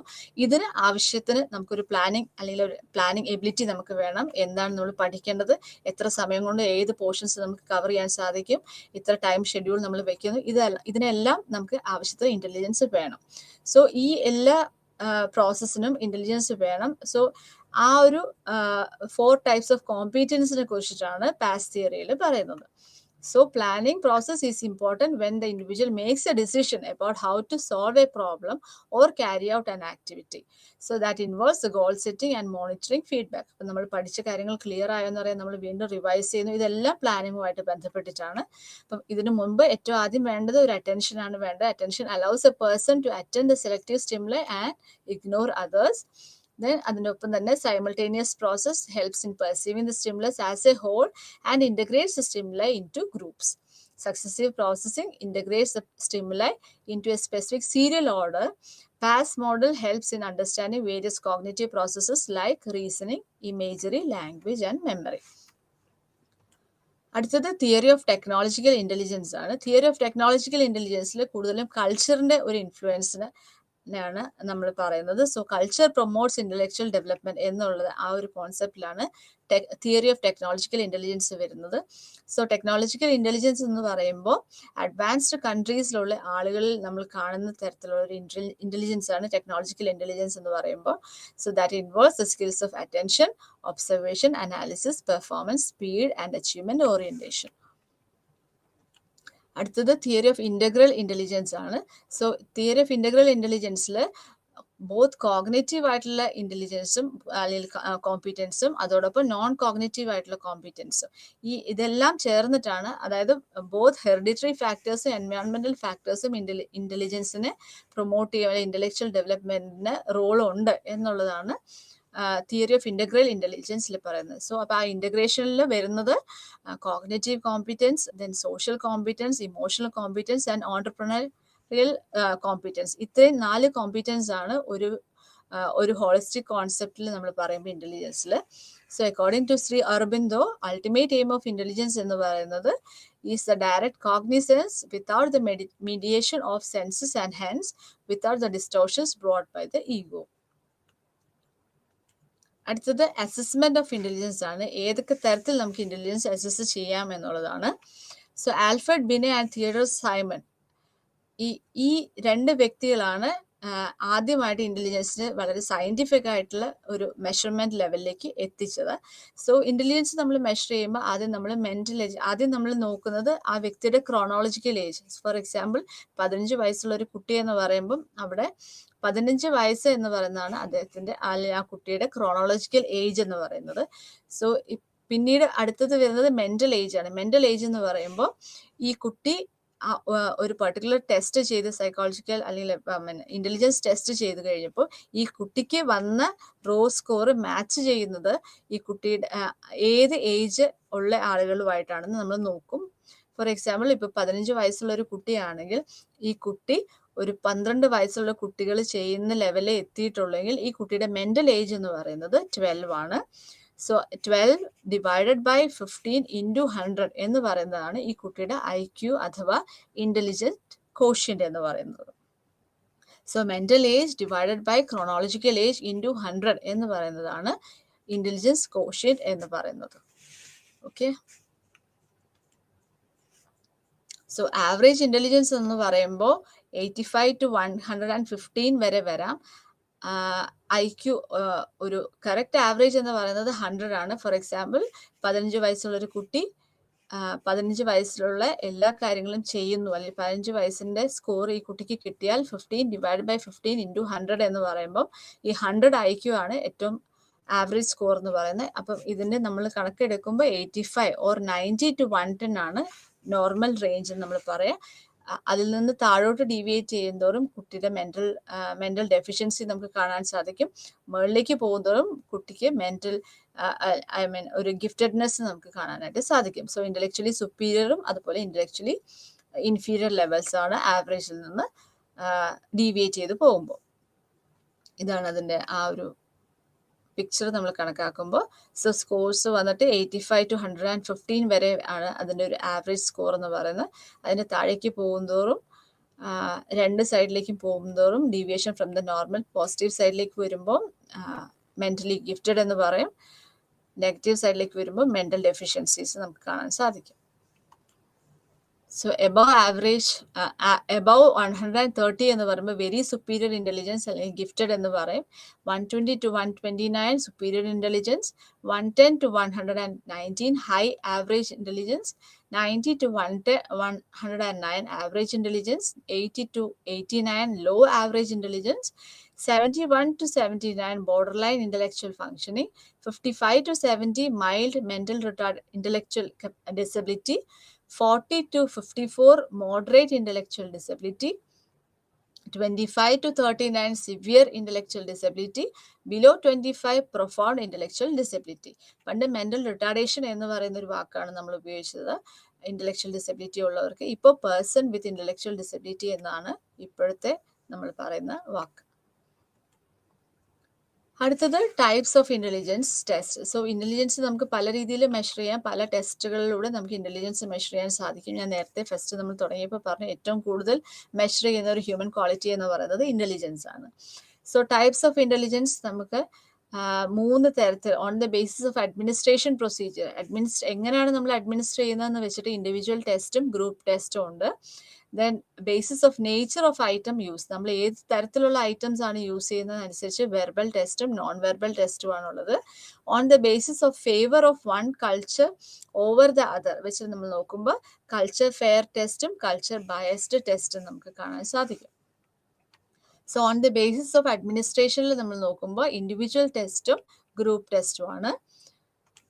സോ ഇൻഡിവിജ്വൽ ടെസ്റ്റ് എന്ന് പറയുമ്പോൾ നമ്മൾ മനസ്സിലാക്കേണ്ടത് ഇത് ഒരു വ്യക്തിക്ക് മാത്രമേ ഒരു സമയത്ത് ആ ടെസ്റ്റ് നമുക്ക് ചെയ്യാൻ സാധിക്കൂ. ഫോർ എക്സാമ്പിൾ 1-to-1 ടെസ്റ്റ് ആണ് പോസിബിൾ ആവുന്നുള്ളൂ. So an individual test is one that is administered to one individual at a time. ഒരു സമയം ഒരു വ്യക്തിയിൽ മാത്രമാണ് നമ്മൾ ആ ടെസ്റ്റ് ചെയ്യാൻ സാധിക്കുക. ഫോർ എക്സാമ്പിൾ നമ്മുടെ അടുത്തൊരു ക്ലയൻറ്റ് വന്നിട്ടുണ്ടെങ്കിൽ ആ ക്ലയൻറ്റ് നമ്മുടെ അടുത്ത് ഇരിക്കുന്നു, നമ്മൾ ഓരോ ടെസ്റ്റും ഈ കുട്ടിക്ക് കൊണ്ട് അല്ലെങ്കിൽ ഈ വ്യക്തിയെ കൊണ്ട് അല്ലെങ്കിൽ കുട്ടിയെ കൊണ്ട് നമ്മൾ ചെയ്യിക്കുന്നു. ആ സമയത്ത് നമ്മൾ ടൈം നോട്ട് ചെയ്യുന്നു, ഏതൊക്കെ ടെസ്റ്റുകൾ ഏതൊക്കെ സമയത്തിനുള്ളിൽ ഈ കുട്ടി കംപ്ലീറ്റ് ചെയ്തു, ഇതെല്ലാം നമ്മൾ ശ്രദ്ധിക്കുന്നതുകൊണ്ട് നമുക്ക് അവിടെ വേറൊരു വ്യക്തിയെ അറ്റ് എ ടൈം നമുക്ക് ശ്രദ്ധിക്കാൻ സാധിക്കില്ല. സോ അത്തരത്തിലുള്ള ടെസ്റ്റുകളെ നമ്മൾ ഇൻഡിവിജ്വൽ ടെസ്റ്റ് എന്നാണ് പറയുക. Example Kaufman scale, Stanford Binet scale, Wechsler intelligence scale. ഇതിൽ സ്റ്റാൻഫോർഡ് ബിനെ സ്കെയിൽ എങ്ങനെയാണെന്ന് നോക്കാം. Alfred Binet, then Theophile Simon intelligence test was the first intelligence. ഇവരുടെ ടെസ്റ്റ് ആയിരുന്നു ഫസ്റ്റ് ഇന്റലിജൻസ് ടെസ്റ്റ് എന്ന് പറയുന്നത്. സ്റ്റാൻഫോർഡ് ബിനെ ടെസ്റ്റ് എന്നാണ് ഇതിന് പറയുന്നത്. സോ ഈ ഒരു ടെസ്റ്റിൽ 10 സബ് ടെസ്റ്റ് ആണുള്ളത്. Fluid reasoning, knowledge, quantitative reasoning, visual spatial processing, working memory, ഇത്രയും കാര്യങ്ങളാണ്, ഇത്രയും 5 ഫാക്ടേഴ്സ് ആണ് ഈ 10 ടെസ്റ്റിലൂടെ ഈ സ്റ്റാൻഫോർഡ് ബിനെ സ്കെയിലിൽ നമ്മൾ കാണാൻ സാധിക്കുക. Other than scores with reference to these 5 factors, SB5, Stanford Binet scale, SB5 gives 2 distinct scores. അതായത് നമ്മൾ ഈ ഒരു ടെസ്റ്റിലൂടെ വെർബൽ ഇൻ്റലിജൻസും അതുപോലെ നോൺ വെർബൽ ഇൻ്റലിജൻസും നമുക്ക് അളക്കാനായിട്ട് സാധിക്കും. സോ ഈ ഒരു ടെസ്റ്റിൽ വെർബൽ ആയിട്ടുള്ള ടെസ്റ്റുകളുണ്ട്, അതുപോലെ നോൺ വെർബൽ ടെസ്റ്റുകളുണ്ട്. സോ നോൺ വെർബൽ IQവും അതുപോലെ വെർബൽ IQവും നമുക്ക് മെഷർ ചെയ്തെടുക്കാനായിട്ട് സാധിക്കും. അടുത്തത് വെഷ്ലറിന്റെ സ്കെയിലാണ്. ഡോക്ടർ ഡേവിഡ് വെഷ്ലർ ആണ്. സോ ഇദ്ദേഹത്തിന്റെ ഒരു ടെസ്റ്റിലും ഇതുപോലെ സെവറൽ ആയിട്ടുള്ള സബ് ടെസ്റ്റ് ഉണ്ട്, ഒത്തിരി സബ് ടെസ്റ്റുകളുണ്ട്. അതിൽ വെർബൽ ടെസ്റ്റുകളുണ്ട്, ദെൻ നോൺ വെർബൽ ടെസ്റ്റുകളുണ്ട്. വെർബൽ ടെസ്റ്റുകൾ എന്ന് പറയുമ്പോൾ അതിനകത്ത് ലാംഗ്വേജും അതുപോലെ വേർഡ്സും ഇൻവോൾവ് ആയിരിക്കും. നോൺ വെർബൽ ടെസ്റ്റ് എന്ന് പറയുമ്പോൾ കൂടുതലും പെർഫോമൻസ് ടെസ്റ്റുകളായിരിക്കും വരിക. സോ നോൺ വെർബൽ ടെസ്റ്റ് എന്ന് പറയുമ്പോൾ digit simple, then picture arrangement, picture completion, objects assemble ചെയ്യുക, ഇത്തരത്തിലുള്ള ടെസ്റ്റുകളായിരിക്കും വരുന്നത്.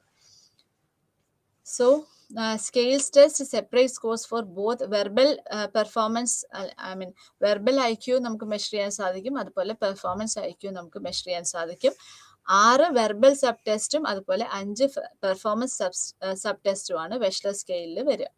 സോ വെർബൽ ടെസ്റ്റ് എന്ന് പറയുമ്പോൾ ഇൻഫർമേഷൻ ഉണ്ടാവും, vocabulary, comprehension, arithmetic, similarities and digit span, ഇത്രയും ടെസ്റ്റുകളാണ് വരുന്നത്.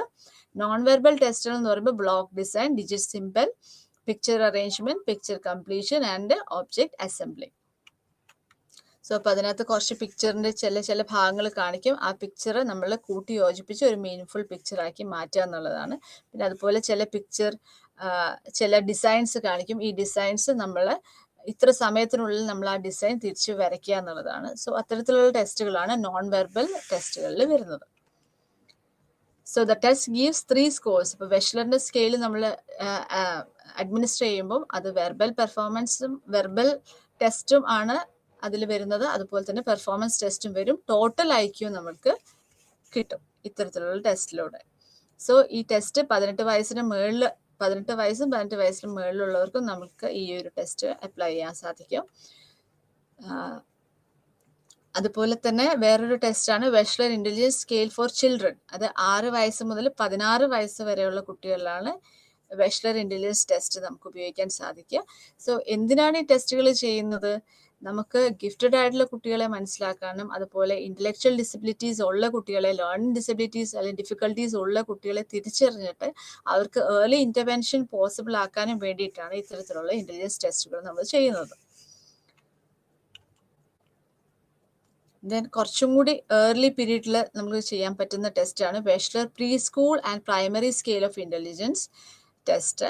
ഇപ്പം ഈ ഒരു സ്കെയിൽ എന്ന് പറയുന്നത് 2 വയസ്സ് മുതൽ 6 മാസം, 2 വയസ്സും 6 മാസം മുതൽ 7 വയസ്സും 7 മാസം വരെയുള്ള കുട്ടികളിൽ നമുക്ക് ഈ ഒരു ടെസ്റ്റ് അപ്ലൈ ചെയ്യാവുന്നതാണ്.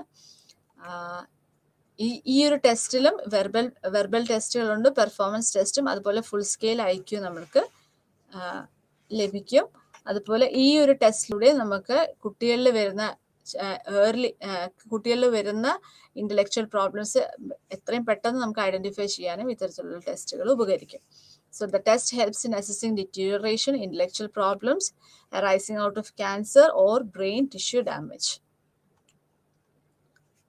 റീസെന്റ് എഡിഷൻസ് പറയുന്നുണ്ട്. വെഷ്ലെ ഇന്റലിജൻസ് സ്കെയിൽ അഡൽട്ട്സിൽ വരുന്ന സ്കെയിലുണ്ട്. Wechsler adult intelligence scale 4th edition ഇന്ത്യയിൽ വന്നിട്ടുള്ളത്. അതുപോലെ Wechsler abbreviated scale of intelligence 2nd edition India. Then ഇപ്പോൾ ലേറ്റസ്റ്റ് ഏറ്റവും അഡാപ്റ്റഡ് ആയിട്ടുള്ള സ്റ്റാൻഡർഡൈസ്ഡ് ആയിട്ടുള്ള ടെസ്റ്റ് വന്നിരിക്കുന്നത് Wechsler adult intelligence scale 4th edition ആണ് ഇന്ത്യയിൽ വന്നിട്ടുള്ളത്. It is an advanced measure of cognitive ability for adolescence and adults. So ഈ ഒരു ടെസ്റ്റിലും സബ് ടെസ്റ്റുകളുണ്ട്. And that represents intellectual functioning in specific cognitive domains as well as composite scores for general mental ability. വളരെ reliable ആയിട്ടുള്ള അതുപോലെ valid ആയിട്ടുള്ള ഒരു ടൂളാണ് ഇപ്പോൾ ഈ ബേസ് ഫോർ ഇന്ത്യ എന്ന് പറയുന്ന ടെസ്റ്റും. ഈ ഒരു ടെസ്റ്റിലൂടെ നമുക്ക് ഈ ലേണിംഗ് ഡിഫിക്കൽട്ടീസ് മനസ്സിലാക്കാൻ സാധിക്കും. കുട്ടികളിലെ അതുപോലെ ഗിഫ്റ്റഡ്നെസ് നമുക്ക് അസസ് ചെയ്യാനായിട്ട് സാധിക്കും. സോ ഇത്രയാണ് നമ്മുടെ ഇൻഡിവിജ്വൽ ടെസ്റ്റിൽ വരുന്നത്. അടുത്തത് ഗ്രൂപ്പ് ടെസ്റ്റ് ആണ്. സോ ഗ്രൂപ്പ് ടെസ്റ്റ് എന്ന് പറയുമ്പോൾ ഒബ്വിയസ്ലി നമുക്ക് ഒരേ സമയം തന്നെ ഒന്നിൽ അധികം ആളുകളിൽ നമുക്ക് ഈ ഒരു ടെസ്റ്റ് അഡ്മിനിസ്റ്റർ ചെയ്യാനായിട്ട് സാധിക്കും. Making the test quick in administration. So an example, multi-dimensional aptitude battery, cognitive abilities test, culture fair intelligence test, then Raven's progressive matrices. ഇതൊക്കെയാണ് നമ്മൾ നോർമലി പോപ്പുലർ ആയിട്ട് നമ്മൾ ഉപയോഗിക്കുന്ന ഗ്രൂപ്പ് ടെസ്റ്റുകൾ. സോ ഇത്തരത്തിലുള്ള ടെസ്റ്റുകളിലൂടെ നമുക്ക് ആവറേജ് അല്ലെങ്കിൽ സ്ലോ ലേണേഴ്സിനെ ഐഡന്റിഫൈ ചെയ്യാനായിട്ട് സാധിക്കും. Compare to individual test like ഇപ്പം വെഷ്ലറിന്റെ സ്കെയിലുകളൊക്കെ വെച്ച് നമ്മൾ നോക്കുമ്പോൾ ഈ ഒരു ഗ്രൂപ്പ് ടെസ്റ്റിന് ഒത്തിരി സ്പെഷ്യൽ ആയിട്ടുള്ള ട്രെയിനിങ്ങിന്റെ ആവശ്യമില്ല. ലാർജ് പീപ്പിളിനെ അല്ലെങ്കിൽ ലാർജ് ഗ്രൂപ്പ് ഓഫ് പീപ്പിളിനെ ഒരു റിലേറ്റീവ്ലി ലിറ്റിൽ ടൈം വെച്ചിട്ട് നമുക്ക് ടെസ്റ്റ് ചെയ്യാവുന്നതാണ്. മിനിമം സൂപ്പർവിഷന്റെ ആവശ്യമുള്ളൂ ഇത്രയും ഗ്രൂപ്പ് ടെസ്റ്റുകൾ നമ്മൾ ചെയ്യുമ്പോൾ. പൊതുവെ സ്കൂൾസിലും അതുപോലെ വൊക്കേഷണൽ സെലക്ഷൻ്റെയൊക്കെ സമയത്ത് ഗ്രൂപ്പ് ടെസ്റ്റുകൾ ഉപയോഗിക്കാറുണ്ട്. ഫസ്റ്റ് ഗ്രൂപ്പ് ടെസ്റ്റ് എന്ന് പറയുന്നത് ആർമി ആൽഫ ടെസ്റ്റുകളായിരുന്നു. ആർമി പീപ്പിളിലായിരുന്നു നമ്മൾ ആ ടെസ്റ്റുകൾ ചെയ്തിരുന്നത്. അടുത്ത ടെസ്റ്റ് എന്ന് പറയുന്നത് ആർമി ബീറ്റ ടെസ്റ്റ് ആണ്. അത് നോൺ വെർബൽ ടെസ്റ്റ് ആയിരുന്നു. ആർമി ആൽഫ വെർബൽ ടെസ്റ്റുകളായിരുന്നു. സോ വെർബൽ ടെസ്റ്റുകൾ എല്ലാ തരത്തിലുള്ള അല്ലെങ്കിൽ എല്ലാ കൾച്ചറിലുള്ള ആളുകൾക്കും അത് ഡിഫിക്കൽട്ട് ആണെന്ന് മനസ്സിലാക്കിയപ്പോൾ നോൺ വെർബൽ ടെസ്റ്റ് ആണ് ആർമി ബീറ്റ ടെസ്റ്റ് പിന്നീട് ഡെവലപ്പ് ചെയ്തത്. സോ ഗ്രൂപ്പ് ടെസ്റ്റിന് എക്സാമ്പിൾ ആണ് ravens progressive matrices. John C Raven ആണ് ഇത് ഡെവലപ്പ് ചെയ്തത്. അതൊരു നോൺ വെർബൽ ടെസ്റ്റ് ആണ്. ഈ ഒരു ടെസ്റ്റിലൂടെ നമുക്ക് സ്പിയർമാന്റെ ജി ഫാക്ടർ അല്ലെങ്കിൽ ജനറൽ ഇന്റലിജൻസ് മെഷർ ചെയ്യാൻ സാധിക്കും. 60 മൾട്ടിപ്പിൾ ചോയ്സ് ഐറ്റംസ് ആണ് ഈ ഒരു ടെസ്റ്റിൽ വരുന്നത്. 5 വയസ്സ് മുതൽ മുകളിലോട്ടുള്ള കുട്ടികളിൽ നമുക്ക് ഈ ഒരു ടെസ്റ്റ് ഉപയോഗിക്കാൻ സാധിക്കും. ഇപ്പൊ ഇതിൽ നമുക്ക് കാണാൻ സാധിക്കും ഒരു ബുക്ക്ലെറ്റ് ആണ്. സോ അതിനകത്തൊരു ജോമെട്രിക് ഡിസൈൻസ് ഉണ്ടാവും. അതിൽ ആ ഡിസൈനിൽ ഒരു പീസ് ഒരു ചെറിയൊരു പീസ് മിസ്സിങ് ആയിരിക്കും. ആ മിസ്സിങ് പാർട്ട് കണ്ടുപിടിക്കുക. അപ്പൊ അതിനകത്ത് ഒരു സൈഡിൽ നമ്മൾ ഈ ഒരു പിക്ചർ ഉണ്ടാവും, അതിനകത്തൊരു മിസ്സിംഗ് പാർട്ട് ഉണ്ടാവും. അതിന് മാച്ചിങ് ആയിട്ടുള്ള പിക്ചർ റൈറ്റ് സൈഡിൽ 6 to 8 ഓൾട്ടർനേറ്റീവ്സിൽ നിന്ന് ഏറ്റവും മാച്ചിങ് ആയിട്ടുള്ള ഏതാണ് ആ മിസ്സിംഗ് പാർട്ട് എന്ന് കണ്ടുപിടിക്കുക എന്നുള്ളതാണ് ഈ ഒരു ടെസ്റ്റിൽ വരുന്നത്. സോ ഒബ്വിയസ്ലി നമുക്കറിയാം. അപ്പൊ ഇതിനകത്ത് വേറെ ഭാഷയുടെ ആവശ്യമില്ല, അതുപോലെ ലിംഗ്വിസ്റ്റിക് അല്ലെങ്കിൽ വെർബൽ എബിലിറ്റിയുടെ ആവശ്യമില്ല. സോ ഇതൊരു നോൺ വെർബൽ ടെസ്റ്റ് ആണ്. ഏത് കൾച്ചറിലുള്ളവരിലും നമുക്ക് ഈ ഒരു ടെസ്റ്റ് ഉപയോഗിക്കാൻ പറ്റും. So it's a culture fair test also. So Raven's constructed 3 different forms of test: standard progressive matrices, അതുപോലെ coloured progressive matrices, advance progressive matrices. ഇങ്ങനെ പല രീതിയിൽ പല ഫോംസ് ഓഫ് ടെസ്റ്റുകളുണ്ട്. 6 വയസ്സ് മുതൽ 80 വയസ്സുള്ള ആളുകളിൽ നമുക്ക് ഈ ഒരു ടെസ്റ്റുകൾ ഉപയോഗിക്കാൻ പറ്റുന്നതാണ്. CPM is available for younger children. കുട്ടികളിലാണ് കളേർഡ് പ്രോഗ്രസീവ് മാട്രിസസ് കൂടുതൽ നമ്മൾ കാണുക. And for special groups who cannot be tested on SPM. SPM എന്ന് പറയുമ്പോൾ സ്റ്റാൻഡേർഡ് പ്രോഗ്രസീവ് മാട്രിസസ്. അടുത്തത് verbal and non verbal test ആണ്. സോ ആദ്യം നമ്മൾ പറഞ്ഞത് ഇൻഡിവിജ്വൽ ടെസ്റ്റും ഗ്രൂപ്പ് ടെസ്റ്റും. ദെൻ അടുത്തത് verbal and non verbal test ആണ്. ഈ ഒരു ക്ലാസിഫിക്കേഷനാണ്. അപ്പോൾ ഏത് തരത്തിലുള്ള ഐറ്റംസ് വെച്ചിട്ടാണ് നമ്മൾ ടെസ്റ്റ് ചെയ്യുന്നത്, അതിനെ ബേസ് ചെയ്തിട്ടാണ് ഈ ഒരു ക്ലാസിഫിക്കേഷൻ വരുന്നത്, വെർബൽ ടെസ്റ്റും നോൺ വെർബൽ ടെസ്റ്റും. സോ വെർബൽ ടെസ്റ്റ് എന്ന് പറയുമ്പം അവിടെ ഡെഫിനറ്റ്ലി ലാംഗ്വേജിൻ്റെ യൂസ് വരും. So verbal test is ability to use and solve problems using language-based reasoning. So verbal tests are those which require the use of language for successful performance. So പല വേർഡ്സിൻ്റെ meaning ചോദിക്കുക, ചില sequences ചോദിക്കുക, ഇതെല്ലാമാണ് നമ്മൾ verbal test കൊണ്ട് ഉദ്ദേശിക്കുന്നത്. So language abilities അല്ലെങ്കിൽ language fully ആയിട്ട് അറ്റൻഡ് ചെയ്യാത്ത കുട്ടികളിൽ ഈ ടെസ്റ്റുകൾ നമുക്ക് ഉപയോഗിക്കാനായിട്ട് സാധിക്കില്ല. അതുപോലെ ഇല്ലിറ്ററേറ്റ് ആയിട്ടുള്ള ആളുകളിൽ നമുക്ക് ഈ ഒരു ടെസ്റ്റ് ഉപയോഗിക്കാൻ സാധിക്കില്ല. ദെൻ അതുപോലെ വേറൊരു കാറ്റഗറി എന്ന് പറയുമ്പോൾ സ്പീച്ച് ഡിഫിക്കൽട്ടി ഉള്ളവരിലും നമ്മൾ വെർബൽ ടെസ്റ്റുകൾ ഉപയോഗിക്കാറില്ല. സോ ആ ഒരു ഡിഫിക്കൽട്ടി ഓവർകം ചെയ്യാൻ വേണ്ടിയിട്ടാണ് നോൺ വെർബൽ ഇൻ്റലിജൻസ് ടെസ്റ്റുകൾ പിന്നീട് ഡെവലപ്പ് ചെയ്തത്. നോൺ വെർബൽ ടെസ്റ്റുകളിൽ വരുന്നത് Kohs block design test. So അതിനകത്തൊരു ഡിസൈൻ കാണിക്കും, ആ ഡിസൈനിനനുസരിച്ച് നമ്മൾ ആ ഡിസൈൻ വരച്ചെടുക്കണം. Then cube construction test, pass along test, Raven's progressive matrices. നിങ്ങൾ ഇൻ്റലിജൻസ് ടെസ്റ്റ് നിങ്ങൾ ചെയ്യുമ്പോൾ ഇത്തരത്തിലുള്ള ടെസ്റ്റുകളുമായിട്ട് നമ്മൾ ഫെമിലിയർ ആവും. അടുത്തത് കൾച്ചർ ഫെയർ ടെസ്റ്റ് ആണ്. Culture fair test and culture biased test, ഇങ്ങനെ രണ്ട് രീതിയിലുണ്ട്. കൾച്ചർ ഫെയർ ടെസ്റ്റ് എന്ന് പറയുമ്പോൾ every culture is unique in terms of their values, language, expectations, demands and environmental experiences. So ഓരോ ഏതൊരു കൾച്ചറിൽ വളർന്ന കുട്ടികളിലും അല്ലെങ്കിൽ വളർന്ന വ്യക്തികളിലും ചെയ്യാൻ പറ്റുന്ന ടെസ്റ്റുകളാണ് നമ്മൾ കൾച്ചർ ഫെയർ ടെസ്റ്റ് എന്ന് നമ്മൾ ഉദ്ദേശിക്കുന്നത്. അതിന് എക്സാമ്പിളാണ് ഇപ്പോൾ റാവൻസ് പ്രോഗ്രസീവ് മാട്രിസസ്. ഞാൻ പറഞ്ഞല്ലോ, അപ്പം മിസ്സിംഗ് പാർട്ട് കണ്ടുപിടിക്കുക. അപ്പം ഇപ്പുറത്തെ സൈഡിലുള്ള 7-8 ഓൾട്ടർനേറ്റീവ്സിൽ നിന്ന് നമ്മൾ ആ മിസ്സിംഗ് പാർട്ട് കണ്ടുപിടിച്ചാൽ മതി. സോ അതൊരു കൾച്ചർ ഫെയർ ടെസ്റ്റാണ്. ഏത് കൾച്ചറിലുള്ള ഏത് സാഹചര്യത്തിലുള്ള ആളുകളിലും നമുക്ക് ഈ ഒരു ടെസ്റ്റ് അപ്ലൈ ചെയ്യാൻ സാധിക്കും. അതുപോലെ റാവൻസ് ടെസ്റ്റ് എന്ന് പറയുമ്പോൾ അതൊരു ഗ്രൂപ്പ് ടെസ്റ്റ് കൂടിയാണ്. ആ ബുക്ക്ലെറ്റ് ഇത്ര ബുക്ക്ലെറ്റ്സ് ഉണ്ടെങ്കിൽ നമുക്ക് ബുക്ക്ലെറ്റ്സ് എത്രത്തോളം ഉണ്ടോ അത്രയും ആളുകളിൽ നമുക്ക് അറ്റ് എ ടൈം അത്തരത്തിലുള്ള ടെസ്റ്റുകൾ ഉപയോഗിക്കാനായിട്ട് സാധിക്കും. സോ കൾച്ചർ ഫെയർ ടെസ്റ്റ് എന്ന് പറയുമ്പോൾ assessing individuals belonging to different cultures.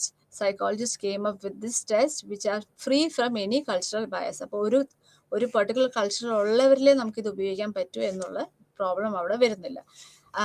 Ravens progressive test പോലെ തന്നെയുള്ള വേറൊരു ടെസ്റ്റാണ് draw a man test.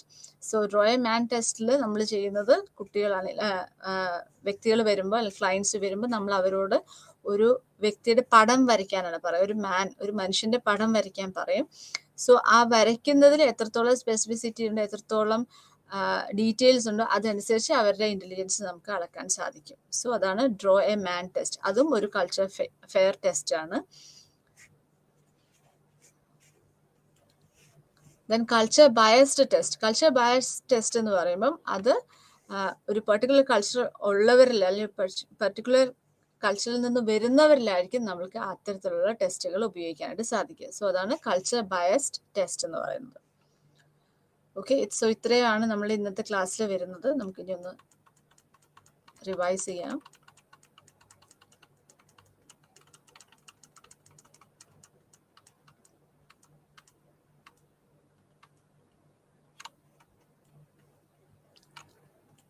So intelligence എന്ന് പറയുമ്പം അതിൻ്റെ ഒരു ഇൻട്രൊഡക്ഷനിൽ നമ്മൾ പ്രിയാൻഷി സോമിനി എന്ന് പറയുന്ന കുട്ടിയെ പറ്റി നമ്മൾ പറഞ്ഞിരുന്നു. സോ ഇൻ്റലിജൻസ് എന്ന് പറയുമ്പം അവിടെ ഹെറിഡിറ്ററി ഫാക്ടേഴ്സും അതുപോലെ എൻവയോൺമെൻറ്റൽ ഫാക്ടേഴ്സും ഇത് രണ്ടും ഇൻ്റലിജൻസിനെ ഇൻഫ്ലുവൻസ് ചെയ്യുന്നുണ്ട് എന്നുള്ളതാണ് നമ്മൾ മനസ്സിലാക്കേണ്ടത്. ഇൻ്റലിജൻസ് എന്ന് പറയുമ്പോൾ ഏറ്റവും എക്സ്റ്റെൻസീവായിട്ട് നമ്മൾ മനുഷ്യരിൽ അളക്കുന്ന ഒരു ക്വാളിറ്റി എന്ന് പറയുന്നത് ഇൻ്റലിജൻസ് ആണ്. ഇൻ്റലിജൻസ് ഏറ്റവും നമ്മൾ കൂടുതൽ തിരിച്ചറിയുമ്പോൾ അതിനെക്കുറിച്ച് നമ്മൾ ചർച്ച ചെയ്യുന്നതും കുട്ടികൾ സ്കൂളുകളിലേക്ക് എത്തിക്കഴിയുമ്പോഴാണ്. സ്കൂൾസിലും കോളേജസിലും സക്സസ് എന്ന് പറയുന്നത് എപ്പോഴും ഈ ഇൻ്റലിജൻസിൻ്റെ ഒരു കോൺസെപ്റ്റുമായിട്ട് റിലേറ്റ് ചെയ്തിട്ടാണ് വരുന്നത്. സോ ഇൻ്റലിജൻസ് എന്ന് പറയുന്ന വാക്ക് വന്നിരിക്കുന്നത് ഇൻ്റലിഗേർ എന്ന് പറയുന്ന ലാറ്റിൻ വേർഡിൽ നിന്നാണ്. That means to understand, comprehend or to perceive. Intelligence എന്ന് പറയുമ്പോൾ അതിനകത്ത് ഒരുപാട് എബിലിറ്റീസ് ചേർന്നിട്ടാണ് ഇന്റലിജൻസ് എന്ന് പറയുന്ന ഒരു ഗ്ലോബൽ കപ്പാസിറ്റിയിലേക്ക് വരുന്നത്. ഇന്റലിജൻസ് എന്ന് പറയുമ്പോൾ it's a capacity to understand novel stimuli, learning language and communicate with others, being aware of the environment, have the ability to reason, plan and solve the problems creatively. ഇന്റലിജൻസിന്റെ പല ഡെഫിനിഷൻസും ഉണ്ട്. പക്ഷെ നമ്മൾ പഠിച്ചിരിക്കുന്ന definition എന്ന് പറയുന്നത് ഡേവിഡ് വെഷ്ലറിന്റെ ഡെഫിനിഷനാണ്. അദ്ദേഹം പറയുന്നത് intelligence is a global capacity of the individual to think rationally, to act purposefully and to deal effectively with the environment. Then nature of intelligence. Nature of ഇൻ്റലിജൻസിൽ പറയുന്നത് ഇൻ്റലിജൻസ് എന്ന് പറയുമ്പം അവിടെ ഒരു അഡാപ്റ്റബിലിറ്റി വരുന്നുണ്ട്, അഡ്ജസ്റ്റ്മെന്റ് ടു എൻവയോൺമെന്റ് വരുന്നുണ്ട്, relationship perceive ചെയ്യുക, ഒരു പ്രോബ്ലത്തിന് മനസ്സിലാക്കുക, അതുപോലെ ഇൻഡിപെൻഡൻ്റ് ആയിട്ട് തിങ്ക് ചെയ്യുക, കുറച്ച് സമയം കൊണ്ട് മാക്സിമം പഠിക്കാനുള്ള എബിലിറ്റി ഉള്ളവർ, അതുപോലെ മറ്റുള്ളവരിൽ നിന്നും അല്ലെങ്കിൽ മറ്റുള്ളവരുടെ എക്സ്പീരിയൻസും അവനവൻ്റെ എക്സ്പീരിയൻസിൽ നിന്നും ബെനിഫിറ്റ് ചെയ്തിട്ട് ജീവിതം മുമ്പോട്ട് കൊണ്ടുപോകുന്നവരുമായിരിക്കും ഇൻ്റലിജൻസ് ഉള്ളവർ. നേച്ചർ നർച്ചർ ഡിബേറ്റ് പറയുന്നുണ്ട്. സോ നേച്ചർ എന്ന് പറയുമ്പോൾ it's more related to genetic or hereditary factors that we have inherited from our parents such as height or skin colour. Nurture എന്ന് പറയുമ്പോൾ കൂടുതൽ അവിടെ എൻവയോൺമെന്റൽ ഫാക്ടേഴ്സ് ആണ്, like rearing, family, socio economic status, social support, cultural factors. ഇതെല്ലാമാണ് നമ്മളുടെ നർച്ചറുമായിട്ട് ബന്ധപ്പെട്ടിട്ട് വരുന്നത്. സോ നേച്ചർ നർച്ചർ ഡിബേറ്റ് ആണ് പറയുന്നത്. സോ നേച്ചർ അല്ലെങ്കിൽ ഹെറിഡിറ്ററി ഫാക്ടേഴ്സ് കൂടുതലും ആണ് ഇന്റലിജൻസിനെ പ്രൊമോട്ട് ചെയ്യുന്നത് എന്ന് ബിലീവ് ചെയ്യുന്നവർ നേറ്റിവിസ്റ്റ് എന്നാണ് പറയാം, മറ്റവർ എൻവയോൺമെന്റലിസ്റ്റ് ഓർ എംപിറിസിസ്റ്റ് എന്നാണ് പറയാം. ദെൻ ഹെറിഡിറ്ററി ഫാക്ടേഴ്സിനെ എഫക്ട് ചെയ്യുന്നതുമായിട്ട് ബന്ധപ്പെട്ട് ചില സ്റ്റഡീസ് നമ്മൾ പറഞ്ഞു, ഐഡന്റിക്കൽ ട്വിൻസിന്റെ സ്റ്റഡീസ്. ദെൻ ഐഡന്റിക്കൽ ട്വിൻസ് നോക്കുമ്പോൾ അവരിലാണ് കൂടുതലും IQ സിമിലർ ആയിട്ട് കാണുന്നത് കമ്പയർഡ് ടു ഫ്രട്ടേണൽ ട്വിൻസ്. അതുപോലെ ഫ്രട്ടേണൽ ട്വിൻസിനെ വെച്ച് ഫ്രട്ടേണൽ ട്വിൻസും സിബ്ലിങ്സും വെച്ച് നമ്മൾ നോക്കുമ്പോൾ ഫ്രട്ടേണൽ ട്വിൻസിലാണ് കൂടുതൽ സിമിലർ ആയിട്ടുള്ള IQ നമ്മൾ കാണും. അതുപോലെ എൻവയോൺമെന്റൽ ഫാക്ടേഴ്സ് നമ്മൾ പറയുമ്പോൾ poor attention, stress, poverty, health, poor health, education status, ഇതെല്ലാം ഇന്റലിജൻസിനെ ഇൻഫ്ലുവൻസ് ചെയ്യുന്ന ഫാക്ടേഴ്സ് ആണെന്ന് മനസ്സിലാക്കുക. ദെൻ തിയറീസ് ഓഫ് ഇന്റലിജൻസ് നമ്മൾ പറഞ്ഞു. Spearman two-factor theory, Thurston's theory of intelligence, Sternberg's theory of intelligence, Gardner's theory, Cattell's theory, Pass theory, theory of technological intelligence, and theory of integral intelligence. Spearman's theory le G factor, S factor, G for general factor and S for specific factor. Then Thurston's theory le പറയുന്നത് നമുക്ക് 7 clusters of primary mental abilities ആണ്. അതുപോലെ ഈ clusters എല്ലാം independent ആയിട്ടാണ് work ചെയ്യുന്നതെന്നാണ് പറയുന്നത്.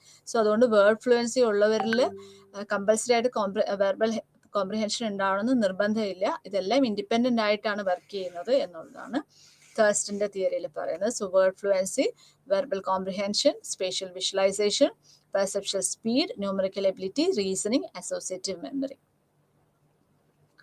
അടുത്തത് സ്റ്റേൺബർഗിന്റെ തിയറിയിൽ പറയുന്നത് നമുക്ക് 3 തരത്തിലുള്ള ഇന്റലിജൻസ് ആണ് നമ്മളിലുള്ളതെന്ന് പറയുന്നത്. Contextual intelligence, creative intelligence and analytical intelligence. Then Gardner's തിയറിയിൽ പറയുന്നത് 7 ഡിസ്റ്റിങ്ക്ട് ടൈപ്സ് ഓഫ് ഇന്റലിജൻസ് ആണുള്ളത്. Linguistic intelligence, musical, logical, mathematical, spatial, body kinesthetic, interpersonal, intrapersonal and last one naturalistic intelligence. Then കാറ്റലിന്റെ തിയറിയിൽ പറയുന്നത് ഫ്ലൂയിഡ് ഇന്റലിജൻസും ക്രിസ്റ്റലൈസ്ഡ് ഇന്റലിജൻസും.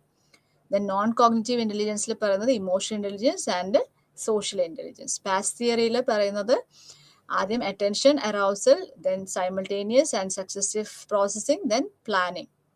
ഇത്രയാണ് ദാസ് തിയറിയിൽ പറയുന്നത്. ദെൻ തിയറി ഓഫ് ടെക്നോളജിക്കൽ ഇന്റലിജൻസിൽ കൾച്ചറിന്റെ ഇൻഫ്ലുവൻസിനെ പറ്റിയിട്ടാണ് പറയുന്നത്. ദെൻ ഇന്റഗ്രൽ ഇന്റലിജൻസിൽ ഹോളിസ്റ്റിക് പെർസ്പെക്റ്റീവിനെ പറ്റിയിട്ടാണ് പറയുന്നത്.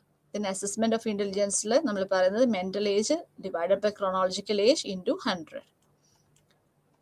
Then types of intelligence individual test, group test, then basis of nature of item use verbal test, then non-verbal test, then basis of culture വരുന്നത് culture fair test and culture biased test. Individual test, Stanford Binet test, Wechsler scales, then group test, Raven's progressive matrices, then verbal test